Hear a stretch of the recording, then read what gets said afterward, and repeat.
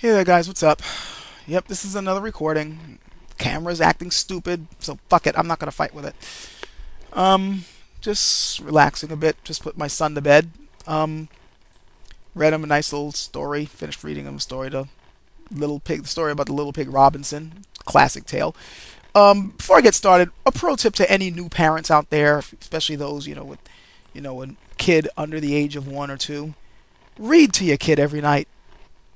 Seriously, do that shit. Read to your child. It is extremely fucking important that you do this, especially within the first few years of that child's life. That's not what this video is about. Recording, whatever. It's not what this recording is about, so let me move on with this. I was, much earlier, checking out some of the latest videos by Hannibal Barka 13, YouTube dude who, if you haven't subscribed to his channel yet, why the fuck not? The guy has only a triple-digit subscription number. That's fucking criminal. If you watch this guy's videos, you'll see why I say it's criminal. Subscribe to the dude. Check his videos out. The amount of information this guy stuffs into each video is insane. And it is worth checking his channel out. But, again, this video is not supposed to be a plug, so. Anyway, I was watching some of his videos, and he just finished a series where he was countering a dude named the libertarian realist, and did a very good job of countering him, I might add. And the sadder thing is that he countered him after he set him up for a trap. And when I saw the video he did as the trap, I knew it was a trap. And watch the videos and you know what the fuck I'm talking about. But anyway, the last video he had put up, I heard something rather curious, which I just had to touch on because I found it kind of comical when I heard it.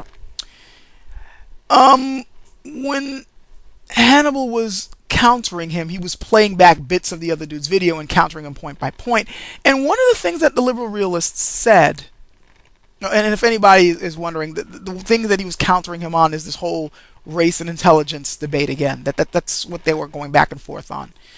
The realist basically said that the reason why people were supporting Hannibal Barka 13's videos on the subject, where he's going against the so-called race realist position, is because he's speaking the establishment's viewpoint. He's basically speaking the position of the authority, and therefore the masses will applaud him because he's speaking from a position of power that the establishment holds. And I found this amazing.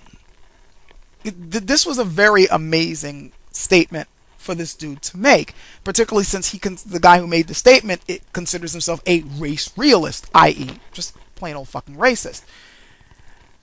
The reason why I found this comical was for many reasons, but I'm going to try to lump it under two categories. The first is that, well, if you look at what he means by establishment, and if you look at the type of person, this dude is, he happens to be one of those. I mean, he calls himself the libertarian realist, so right there you kind of have an idea of his political viewpoints. He's one of those guys who leans toward this kind of right-wing version of, libertarianism or borderline anarchy, which a lot of these guys tend to go with, and that's something else that I wanted to do with another recording that I actually wanted a bit of feedback on, because my thoughts, I feel, are incomplete on that subject, but again, that's again for another recording. But they always kind of speak from this position of, oh, we are the underdogs, and we're fighting against the establishment, the state, the government, the powers that be that want to oppress us and keep us from living a much freer, much more righteous nation. And I find this funny because he happens to be supporting a view that the establishment pretty much held for hundreds of years. Since when has racist ideas ever been an underdog position? Seriously. I mean, these days, you can kind of consider it an underdog position. But then again, not really, because there are many elites in this country who still hold on to that particular point of view, which is why they don't want their riches to be given to people who they think aren't worth it. When you ask for certain tax money to be given to people for certain programs to help them along, now fuck that shit, my money ain't going to them. And usually it's not just, middle class or just, poor ass people who are misinformed on the topic or just plain old ignorant. or plain old stupid or bigoted, who are making this type of statement, but also the rich themselves. But the reason why the rich are saying it is because they don't want to give it to any of us.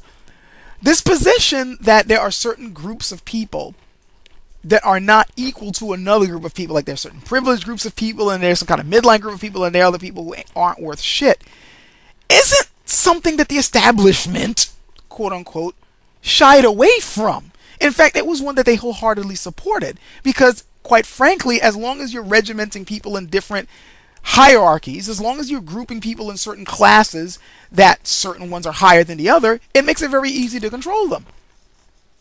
Because they're going to be squabbling against each other instead of dealing with the person who's fucking them over, i.e. the establishment, the system, government, the rich, the elite, whatever. This more, and I hesitate to use this word because of how it's been misconstrued, but whatever. The more egalitarian the viewpoint, the less the establishment usually wants to go along with it. Because if you have to go with a system where, you know, everyone pretty much should be treated the same way, it's kind of hard then to take advantage of them by saying, oh, you know, I got more rights and privileges than you, so I can do this type of shit to you. The other person's going to be like, no, fuck you. You're the same. Look, you got the same exact rights and privileges as I do, and vice versa. You can't do that shit to me. That's the attitude of somebody who actually is more on an equal plane. Oppressive governments or oppressive establishments or systems don't like that. And when they happen to decide to borrow the idea that people are equal, they will always try to find ways to subvert that so that there are certain people who are more equal than others. Look at communism as a really good example, or at least the way communism has been practiced so far in certain countries is a good example. Everyone was supposed to be on an equal plane, but yet there were still people who were able to get more of the resources than others. And there were certain people who were like, oh, because we happen to be endowed with great leadership qualities, that's why we can be dictators for life and you guys can stay in the peasant level because we know more than you. It's a way of subverting this whole equality idea because oppressive regimes don't like having people on the same plane, because if those people realize that they're on the same plane, then if you do shit to them, they're not going to take it and basically kick your ass. Since when has the establishment really gone with this point of view that, oh, there's certain groups of people, we're all basically equal? Even if they say it, they'll find ways to subvert it. Look at the United States. This country is full of history that shows that they've never, until even very recently, and even then I think you can debate that it's not necessarily true, they've always basically taken a position where they've been able to divide people up. You know, good old divide and conquer. It's a great technique. It's worked in the past. It still works now. They've always found ways to support views that there's just certain people who are better off than others. And we continue to see this. Racist attitudes are nothing new in this country. And I'm not just simply talking about from the frame of black and white. Look at the history of the Irish in this country. That's something that I invite the listener to please look at what the Irish went through in this country when they were immigrating here. Really research this in depth.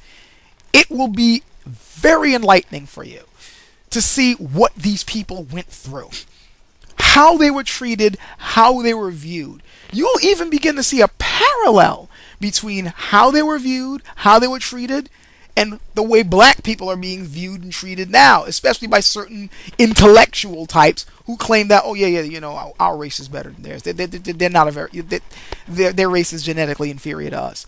They were saying similar things about the Irish: shiftless, lazy, prone to alcoholism, prone to violence, given to criminal behavior. There's no saving these people. Don't take my word for it. Research this shit. Look at the things that were said about them, the political cartoons that were made about these people. It may astonish you.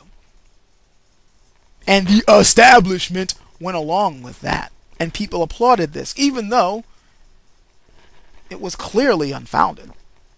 They weren't any less, you know, equal than others. They, you know, had the same potential as everyone else. It's just that that potential was not afforded to them. They weren't given the same opportunities as other people. It took a while before they finally were assimilated into this country so that they were finally seen as human beings and they were able to finally get their dues. But until then, they had to resort to some of the same shit that you're now seeing other groups of people who are being marginalized in this country had to resort to. Like forming gangs. Like being driven to corruption and doing certain criminal things in order to bring in revenue. Again, research this shit. Don't take my word for it. How about the Native Americans in this country? Again, the establishment had no problem screwing these people over since the very beginnings of this country. Ah, fuck them. We can do whatever the hell we want. This land is ours. We have we have a certain destiny to claim this land from these savages. They don't know what to do with it. Why should we just leave it to them? Establishment went along with that. And now I'm supposed to believe that the establishment or the powers that be of the government, which quite frankly will use any ideology that will help it to continue to keep people fucked over. Because think about it. As long as the American citizens were fighting against blacks or discriminating against the Irish or discriminating against Italians or discriminating against women or discriminating against certain classes of people, Native Americans, as long as they're squabbling with each other, they're not looking at the people who are robbing them. Which this government has been prone to do for a while now. They've gotten away with it. Sometimes they weren't able to get away with it, sometimes they haven't, but usually whenever we're busy fighting amongst ourselves over stupid shit, that's when they can really screw us over. And the establishment usually goes along with that. Government had no problem basically, screwing these groups of people over. And now I'm being led to believe that when people are arguing that race really doesn't exist scientifically and that it's a cultural term and that there is no genetic there's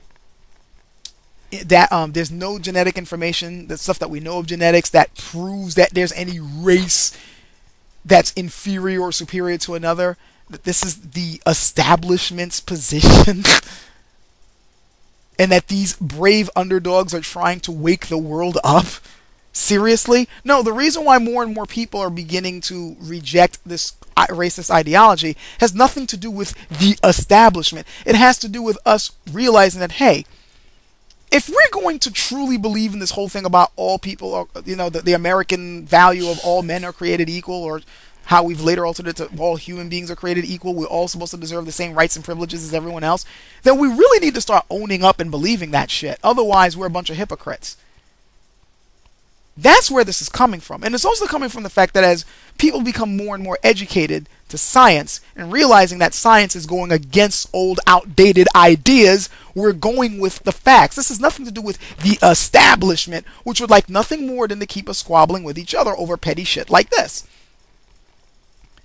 This is a bullshit term to state, especially since the establishment has always gone along with this racist ideal to begin with.